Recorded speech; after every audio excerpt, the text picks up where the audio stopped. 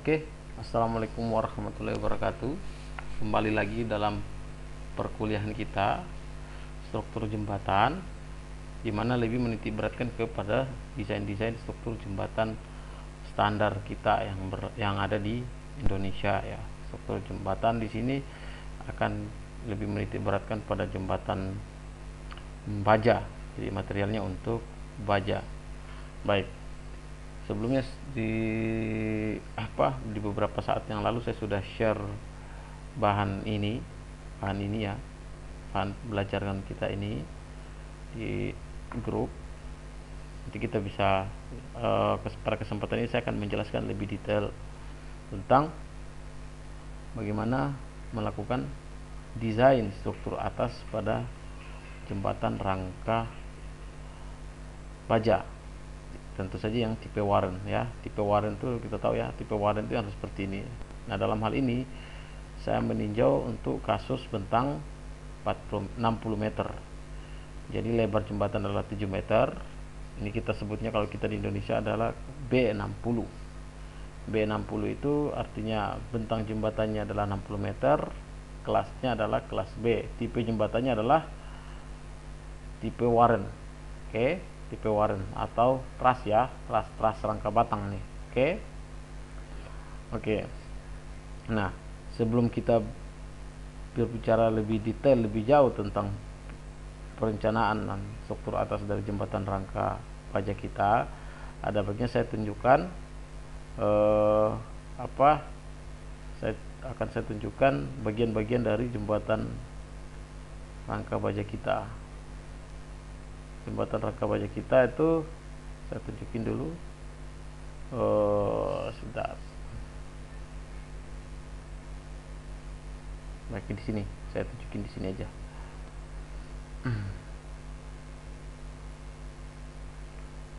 Nah, jadi ini adalah contoh untuk jembatan girder ya. Dalam hal ini kita mendesain bukan jembatan girder tapi jembatan rangka. Nah, ini adalah jembatan rangka baja yang akan coba kita desain nih. Baik. Nah, apa aja yang akan didesain?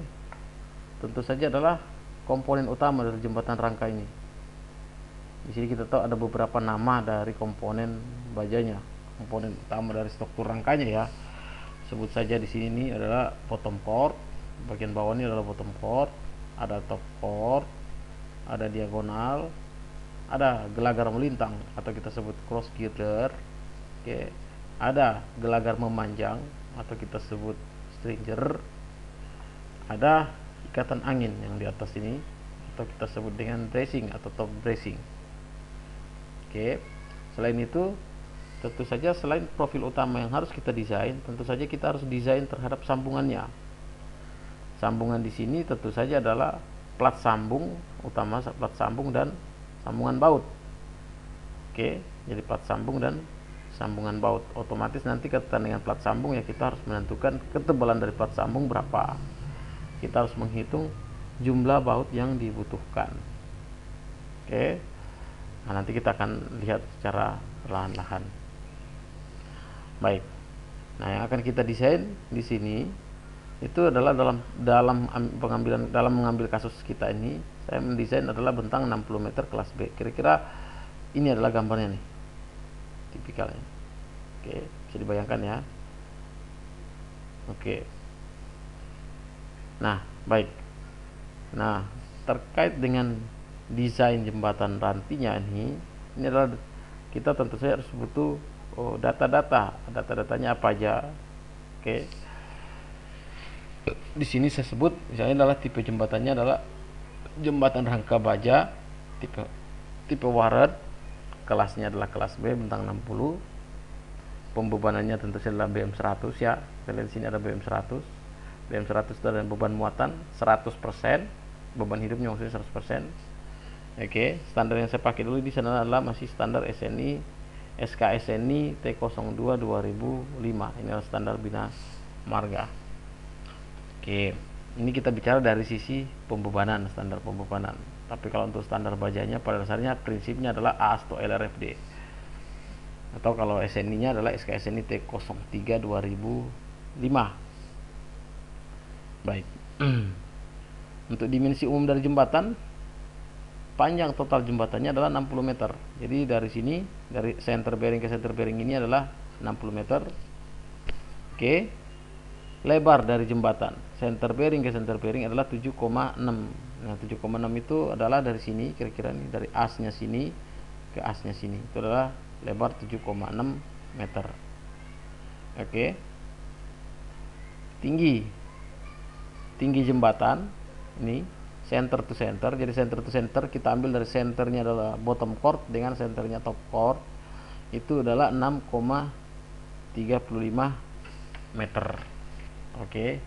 Nah, untuk masalah tinggi ini sebenarnya terserah kita. Prinsipnya adalah yang penting clearance atau lebar tinggi efektif, clearance daripada si lantai, permukaan paling tinggi dari lantai jembatan ini dengan permukaan paling rendah dari bracing maupun end portal ini tidak kurang dari 5,1. Itu adalah yang dipersyaratkan di ASTO, bahwa lebar clearance atau tinggi bersih daripada suatu struktur, entah itu jembatan, terowongan atau lain sebagainya, biasanya adalah minimal 5,1. Oke, sehingga di sini kadang-kadang kalau kita mendesain bisa berbeda-beda, bisa ada yang 6,35, ada yang 6,5, ada yang 6,8, ada yang 7 meter, seperti itu. Dan itu berpengaruh terhadap desain dan kekakuan dari struktur itu sendiri. Baik. Lebar jalan adalah 6 meter.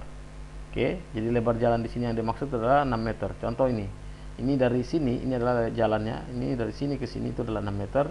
Sedangkan lebar trotoarnya adalah setengah meter, 0,5. Jadi dari sini ke sini 0,5. Ini ke sini 0,5. Dalam ini adalah kasus jembatan rangka, girder. Nah, untuk jembatan rangka prinsipnya sama. Ini. Oke. Terus lebar trotoar untuk satu sisi itu adalah 0,5. Artinya lebar trotoarnya di sini adalah 50 cm atau 0,5 meter. Ini juga adalah 0,5 meter. Baik. Jarak antar gelagar melintang. Nah, inilah gelagar melintang. Ini biasanya kalau standar kita itu adalah per 5 meter. Sehingga kalau di sini 60 meter bagi 5, tentu saja ini menjadi 12 segmen. Oke, 12 segmen. Jadi kita sebutnya 12 segmen karena 12 kali 5 adalah 60 meter. Oke. Jarak antara gelagar memanjang. Gelagar memanjang di sini tidak ditampilkan di dalam program. Pada umumnya gelagar melintang itu bisa kita munculkan di dalam program, bisa juga kita hide. Jadi hanya gelagar melintang itu hanya berfungsi sebagai beban saja. Jadi bisa dikatakan gelagar memanjangnya tadi itu kita desain di luar daripada struktur kita. Jadi kita desain di luar daripada struktur kita. Oke. Nah, ketebalan rata-rata lantai jembatan itu kita ambil 25 cm atau 0,25 meter. Jadi ketebalan rata-rata. Kita bicara ketebalan rata-rata karena tentu saja kalau jembatan itu ini standarnya adalah slope daripada kemiringan jalan, badan jalan ini rata-rata 2 sampai 3%. Kalau untuk kelas B biasanya kita ambil 2%. Jadi kalau 2%, di sini ketebalan lantainya bisa 28 cm, di sini sekitar 22 cm. Jadi kita ambil rata-rata sekitar 25 cm. Oke, dipaham ya? Bahwa ini yang di puncak di sini karena slope tadi kita ambil tebalnya sekitar 28 cm, sedangkan yang paling minimum di daerah trotoar ini adalah 22 cm. Jadi rata-rata yang kita ambil adalah 25 cm. Oke, cukup konservatif sebenarnya. Tebal lantai trotoar. Jadi tebal lantai trotoar itu adalah 0,5 meter atau 50 cm. Jadi ini tebalnya si trotoar ini sampai ke bawah itu adalah 50 cm.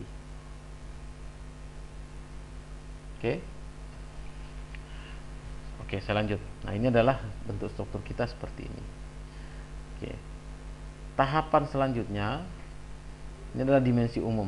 Yang kedua, data yang harus kita ketahui lagi adalah mengenai material, sifat mekanik dari material jembatan yang akan kita pakai. Baik.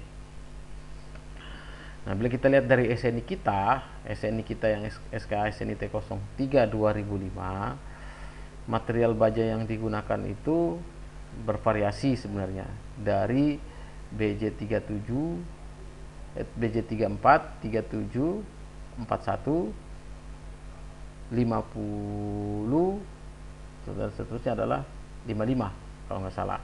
Baik. Nah, untuk material baja di sini, material baja kita disesuaikan dengan industri pasar kita di sini. Sebenarnya kita menggunakan yang sifatnya yang medium, kan ada low, medium, dan high strength ya. Kita ambil yang medium, jadi di tengah-tengah. Kalau sebenarnya kalau low strength itu atau mutu bajanya lebih rendah, itu sebenarnya dia akan lebih boros kelihatan rasanya, tapi kekakuannya akan lebih tinggi seperti itu, karena kita tahu baja itu modulus elastisitasnya itu walaupun dengan berbeda kekuatan material yang berbeda grade, tapi modulus elastisitasnya tetap sama seperti itu. Makin kuat dia, tetap modulus elastisitasnya sama seperti itu. Baik. Jadi di sini posisinya kita ambil yang medium. Baik. Nah, material utama dari struktur kita ini kalau dari industri kita itu sebenarnya ada dua, ada yang grade 250 dan grade 345, atau setara dengan BJ41 atau BJ52. Oke. Nah, kalau kita ekuivalifikasikan dengan standar material kita yang ada di Indonesia seperti itu, kita bisa menggunakan ASTM A572 atau standar JIS, Japanese Industrial Standard, itu JIS G3106. Jadi JIS G3106 SM490YA atau YB dengan properti material seperti ini. FY-nya minimum 355 MPa, tegangan putus minimumnya adalah 490 MPa. Itu kita peruntukkan untuk material primer. Material primer itu adalah yang kelihatan semua dalam konstruksi kita ini, kecuali ikatan angin, bracing atau ikatan angin ini biasanya kita bisa menggunakan siku, bisa menggunakan pipa, bisa menggunakan WF. Otomatis materialnya adalah material standar BJ41 atau setara A36 atau SS400 JIS ya, G3101. Oke. Material betonnya ini adalah kaitan dengan lantainya, karena kita berhitung komposit antara gelagar melintang maupun gelagar memanjang terhadap lantainya, sehingga kita harus menghitung kuat tekan betonnya. Kuat tekan beton yang diperhitungkan adalah 20 MPa. Nah, kalau kita bicara standar spesifikasi itu adalah 30 MPa sebenarnya. Oke, jadi kuat tekan beton lantai itu rata-rata disyaratkan itu adalah 30 MPa. Tapi dalam hal ini saya untuk hitungan kompositnya saya hanya memperhitungkan 20 MPa. Jadi kita mengambil sisi yang lebih konservatif seperti itu. Kenapa? Karena dari sisi kita sebagai perencana, kita khawatir nantinya kuat tekan beton yang terjadi di lapangan itu tidak sama dengan 30 MPa atau kurang dari 30 MPa. Baik. Modulus elastisitas beton. Modulus elastisitas beton tentu saja adalah kita menggunakan pendekatan empirik, persamaan empirik, yaitu 4700 akar dari F aksen C, akar dari kuat tekan beton. Jadi 4700 akar dari 20, ketemulah 21.000 sekian. Oke. Berat volume beton di sini menurut SNI kita diambil adalah 25 kN per meter kubik. Berat volume aspal, jadi aspal dan air ini kita masukkan dalam adisional sebenarnya. Boleh diperhitungkan, boleh tidak terlalu signifikan, tapi kalau mau konservatif ya kita hitung. Tapi pada umumnya jembatan-jembatan saat ini, apalagi untuk standar kelas B, kelas C, pada umumnya tidak menggunakan aspal. Seperti itu. Ya. Kita hitung berat volume aspalnya adalah 22 kN per meter kubik, berat volume airnya adalah 10 kN per meter kubik. Nah, ini adalah data-data. Jadi ini adalah tahap awal yang harus kita pastikan. Ini adalah data-data yang diketahui, yang akan kita combine. Oke, itu adalah langkah paling awal yang harus kita tentukan dalam perhitungan dan perencanaan desain. Jadi semua data-data yang diketahui segera kita siapkan, semua kode standar peraturan yang pakai kita siapkan. Oke, itu yang pertama. Nah, untuk yang perhitungan beban-beban yang bekerja pada struktur jembatan, ini adalah langkah yang kedua. Jadi kita sekarang adalah posisinya adalah menghitung beban-beban yang bekerja pada struktur jembatan. Nah, kalau menghitung beban-beban yang dasar pada yang bekerja pada struktur jembatan kita, berarti harus ada kode standar. Nah, kode standarnya adalah, dalam ini saya masih menggunakan SKSNI T02 2005. Ini masih peraturan yang baru. Nanti saya akan mungkin di lain kesempatan saya akan bahas untuk peraturan yang terbaru, yaitu SKSNI, bukan SKSNI, sorry, SNI 1725 2016. Oke. Nah, untuk perhitungan beban-beban ini saya akan lanjutkan di video selanjutnya. Oke.